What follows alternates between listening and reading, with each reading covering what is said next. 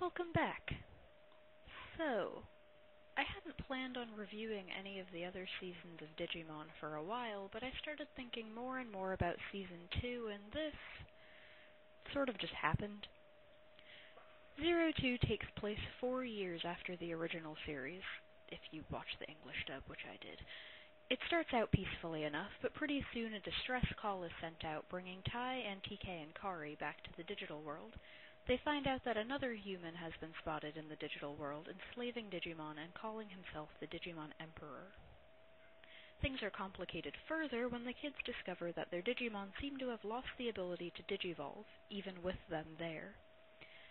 Tai touches an egg with his crest on it and unwittingly releases 3 new Digivices, and in enters the new team.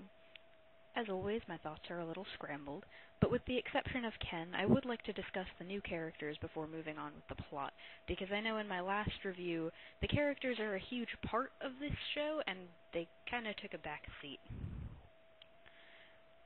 First up, you've got Davis. I'll admit it, after Takato, Davis is probably my least favorite leader. I suppose his heart is in the right place, but, well, he's just not exactly the sharpest crayon in the box. He's loud, obnoxious, and reckless. It's only fitting, really, that he got paired with the most annoying partner. I guess the real problem is that Davis taking the position of leader has never sat well with me. With TK and Kari being active members of the new team and having much more experience, I don't know why they would follow this kid anywhere, when either one of them could have done the job themselves. There's also another change brought on by Davis that I'm not exactly fond of. With Davis taking over for Tai, they sort of try to turn TK into the new Matt, and I just didn't feel like it suited his character. Cody has got to be the dullest character in this series, and the English voice at least does nothing to help in this department. Cody does get a little character development near the end, but ultimately he was probably one of the most forgettable characters this franchise had to offer. Yoli, unfortunately, wasn't much better, as she was mostly portrayed as an annoying, selfish crybaby. As a little side note, though, her partner, Hawkmon, is, as of yet, the only partner to have a different gender, so that's interesting, I guess, though it doesn't really play too big of a role. I think it was supposed to be a good thing when the show shamelessly pointed out some similarities these new characters had with the old cast, but it really didn't. If anything, it made their character writing look lazy. And that wasn't their only lapse in creativity. The Digimon Emperor is enslaving Digimon using dark rings, which are literally black gears all over again, only with a different name and shape. Now, I'm sorry if this has all come off really negatively so far, because the second season really did have quite a bit going for it. I don't think there would have been any complaints had they chosen to just have the plot of 02 played out with the older versions of the original cast. The only thing that makes the new kids necessary is the whole inability to digivolve thing. The new team can use the powers of the crest to armor Digivolve. However, it was an interesting twist to see the old characters that we know and love become mentors to the new generation. I also really liked the idea of the Digidestined being able to travel freely from the real world to the digital world. It was kind of a good thing to add in, because if you remember, at the end of the last season, the whole time difference thing got destroyed, so now they're running on real time, and people will notice if they just disappear. It was also a good idea because in the original, the arc with Myotismon, where the kids are saving the real world, was easily the best storyline. Taking them out of a fantasy world made them much more relatable. Of course, there's a flip side to this, too. The older kids were forced to come to terms with the fact that they were now essentially powerless, which no one wanted to see, and making it so that the new group wasn't trapped in the digital world actually made their reactions to all these strange new happenings a little less realistic. The original crew was forced to come to terms with what was happening in order to survive, and even then, most of them didn't accept their partner as their new best friend nearly as quickly as this new generation. Even with other kids leading the way, their reactions just came off as unrealistic to me. That said, after watching the old Digidestined defeat one evil Digimon after another, having a human villain was a really neat twist, and I think the Digimon Emperor arc was done really well.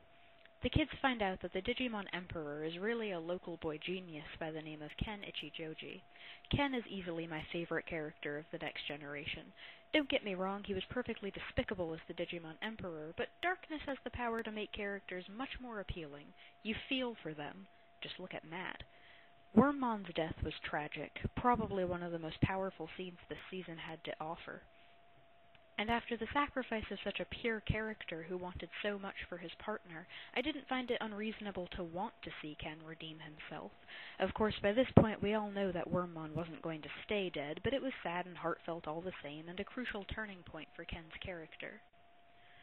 I hate to dwell too much on any one character, but there is one last point I'd like to go over. In Season 1, we see something sort of like this when Gatomon defects back over to the good side. However, she was accepted into the group fairly easily. I liked this twist in Ken's storyline better because it didn't just develop him as a character. Ken's change of heart affected all of the other Digidestined, and through their reactions you got to learn a little more about them all as characters. Unfortunately, things started to go downhill pretty quickly after the Digimon Emperor arc. Only slightly shorter than the original series, 02 ran for 50 episodes. However, the Digimon Emperor isn't defeated until episode 21. That's nearly half the season right there. And then they just try to cram too much into the time they have left. There's a new form of Digivolution, a new enemy, and the Destiny Stones, just to name a few, and most of these coincide with the group trying to connect with a reformed Ken. It was just too many plot points at once, and it didn't merge well with the first half of the show being so focused on just one thing. Now, before I discuss the god-awful ending, there are of course a few points worth mentioning that I've forgotten. For one, the very first episode immediately raised one question in my mind, coincidentally the first plot hole in this series. Well, as a side note, Yoli, Davis, and Cody all magically get new clothes when they enter the digital world for literally no reason, but this is so insignificant it doesn't really need to be mentioned. But other than that, in the very first episode, how did Tai get to the digital world in the first place? At the end of Adventure, the portal to the Digiworld was supposedly closed forever, but after 4 years, with no explanation at all, Tai just magically is able to get through with no trouble? Oh well, it is a fantasy world, right? Then there was a scene that I particularly liked in episode 18, I think, that was sort of like a throwback to Season 1, where the new kids decided to do things the old way and stay in the digital world until they defeat the Digimon Emperor, under the guise of a camping trip. It was very entertaining, and a nice change-up of pace. And the last two are sort of intertwined. For one, where are the parents in this show? They played such a big role in Season 1, I guess I just expected to see more of them in Season 2. But again, with the exception of Ken, the other kids' families really don't factor in too much. Which sort of leads into the final point of interest. As I mentioned in my last review, Digimon deals with some heavy topics, but until 02, the only one they really don't cover is actual death. Patamon and Wormmon are both reborn, and even Wizardmon makes a brief cameo as a ghost. But perhaps the most key point to Ken's character, it all seems to go back to him, doesn't it, is his older brother, Sam. Here they mix severe sibling inferiority with character death, where Sam was Ken's older brother, who was basically a genius, really good at everything, until he dies one day, one trip to the Dark Ocean later, and Ken becomes evil. But what really caught my eye was if you look at the character design for the Digimon Emperor and the character design for Ken's older brother, Sam, people get so focused on the fact that Ken turned evil that I don't see a lot of people mentioning how alike they look.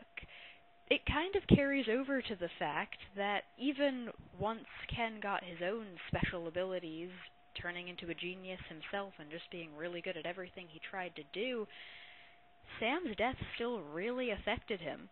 In the end, well, despite the whole evil thing, he basically succeeded in turning into his brother, which was kind of the point to start with.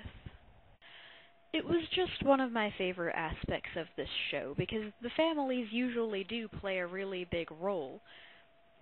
There's another really cool scene later, in the final fight, where, to divert their attention from the battle, each of the Digidestined is transported to this other sort of fake world in their head where they see their greatest dreams being played out. Like, for Yoli, it's a world without having to share with her siblings, and for Kari, it's a world with peace. And I think it kind of comes full circle, because they're all slowly broken out of this world, usually by Davis, because for whatever reason he's not really affected. But for Ken, his brother is the one who comes through and, well, obviously a memory of his brother, I mean, who comes through and shows him that it's what he's seeing isn't real.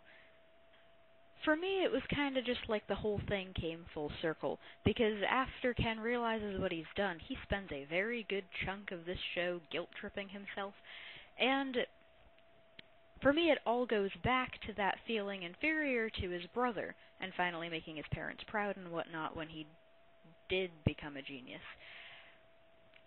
I think that was supposed to be shown in a way that he's finally come to accept who he is as a person, and he doesn't have to try to add himself up to these ridiculous standards that Sam set for him. Anyway, moving on, I think that's enough mindless rambling for one point. Overall, I know this season got a lot of hate, which I'm going to be honest here, compared to Tamers, this season was amazing. Which isn't to say Tamers was awful, that'll get its own review, but this season was just much better. So I don't think that this season was awful, but I do despise the ending. Though it may not compare very well with Adventure, because the original is always hard to beat, 02 had enough good points to at least even out its bad points. Maybe not overcome them, but it had enough going for it that it was enjoyable to watch as long as you ignored a few things. But the ending was the cheesiest ending to end all cheesy endings. I mean, I know this was a kid's show, but every child in the world being able to get their own Digimon? It totally defeats the point of everything the original show set up. That the original 8 Digidestined were chosen for this role. It was a thing done by fate, not the sort of... It comes with responsibility. It's not the sort of job that you can just get. It's not the sort of thing that falls into your lap, which I guess was sort of overthrown with these kids too, but they proved themselves enough to the point where this season worked. I really don't want to go into my own personal views on how I really dislike some of the epilogues that they chose for the characters, and I also tend to get really flustered when I discuss this ending. So for the sake of this review not turning into just this ranting mess at the end, I'm going to leave it off here. You can think what you want of the ending, but I personally do not agree with it. That's about all I have to say for this one. Adventure was much better, but the follow-up was done well enough so that if you liked Adventure, you might be interested in checking this one out, and I'm not going to stop you if you loved this season and didn't agree with some of the things I was saying. Either way, thank you for watching.